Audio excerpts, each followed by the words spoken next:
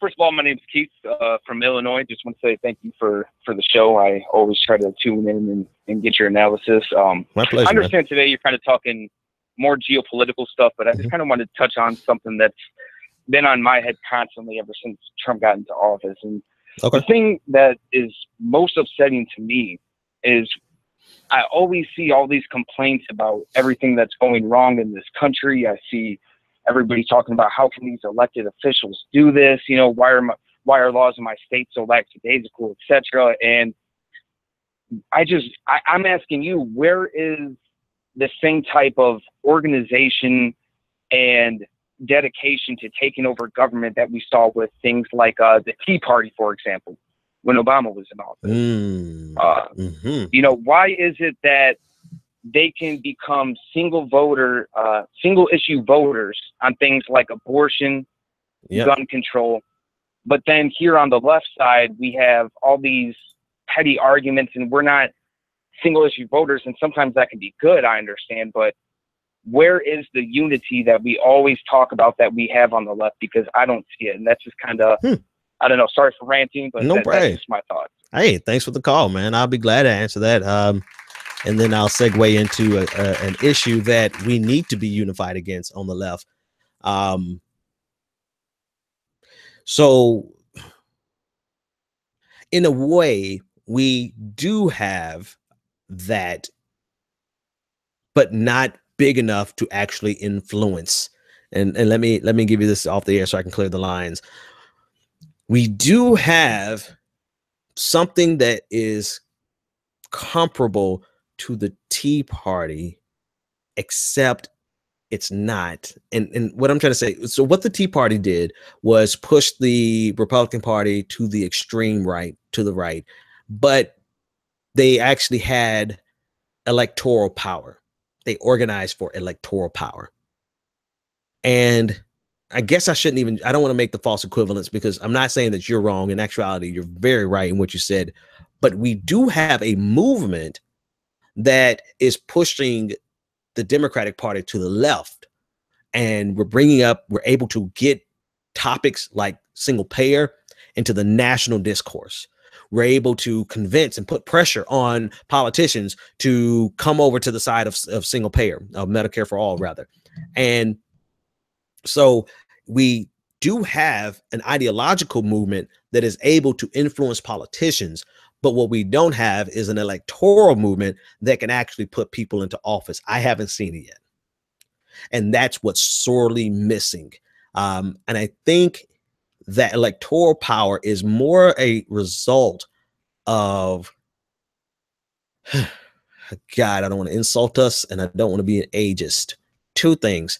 One, the Tea Party was an older movement that had a lot of funding from billionaires, right? It was AstroTurf. There was a lot of funding there, but there was also an older movement of people who would go to those local meetings and just sit there and spout out the stuff that they heard from Rush Limbaugh, right?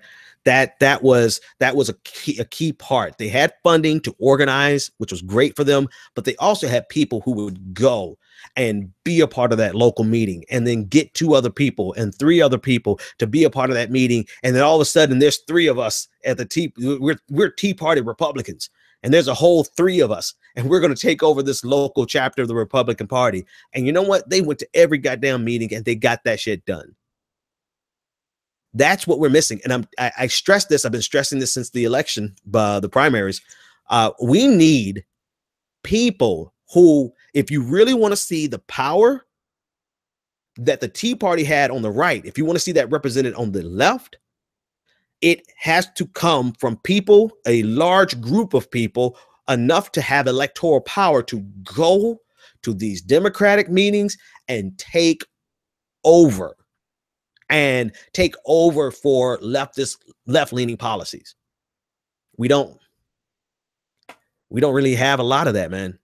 We don't really have a lot of that, because we are, I don't want to say we're divided, because it's not as though we're fighting each other a whole lot. Okay, pause here real quick. There was a moment there over the summer. I wasn't really doing my show, but I was engaged in an all-out scorched earth feud with a faction of the left that I don't even consider the left anymore. We call them not Sam Cedar, but Michael Brooks of the Majority Report calls them the dumb left. I call them the conspiracy theory left. That was a parting of the ways. That was, we can no longer work together because we have see things fundamentally different, and we have totally different worldviews and totally different views with regard to racism, white supremacy, and even economics, right? And so there was a feud there that was a parting of the ways, and to me, that feud did not represent infighting. That feud represented amputation of a dead limb. We had to get them the hell away. Now, outside of that, the division that is greatest on the left is between neoliberals and progressives. And that is both necessary as well as unproductive. It's necessary ideologically because we have fundamentally different views on policy. And it's worth arguing over. But it's detrimental to the point where, you know, we're locked there. We stay there. We're more busy arguing, trying to win arguments on Twitter about whether or not Hillary Clinton called someone a super predator, or did she really mean, was she racist when she said it? And energy is utilized there instead of saying, cut this goddamn phone off and let's get to work and go to these meetings and go to a local meeting. And I don't care what happens on the national level, because I can affect what happens right here in my local chapter that has 25 members, and they're dying for the opportunity to get an influx of new blood and new life in that local Democratic chapter. That's what the Tea Party did that the left and the Democratic Party is not doing.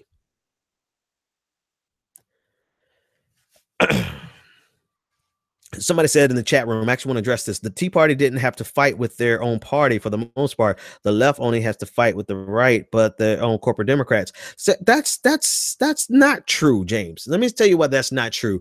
I remember when I remember in several elections after 2010 that the Republican corporate party had to send in major money and major players.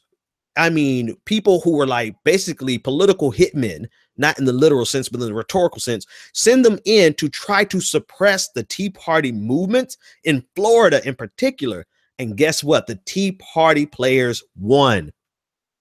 How do you think you got Alan West out of a congressional district in Florida? He's a Tea Party candidate. How do you think you got Marco Rubio? Do you guys realize Marco Rubio is nice and groomed and polished now, and he's a corporate Republican, but he won as a Tea Partier? How do you think you got Ted Cruz? I mean, they fought, the Republican Party poured millions of dollars into fighting back against the Tea Party, while another faction in the Republican Party said, okay, let's utilize it. But there was still a great divide in the Republican Party back in 2010. So, I mean, I don't want there to be revisionist history here. The Republican Party did not want the Tea Party. They wanted the Tea Party energy without the Tea Party candidates. You know what they got? They got the Tea Party energy, and then they got the Tea Party candidates because they could not stop the candidates no matter how much money they poured into it.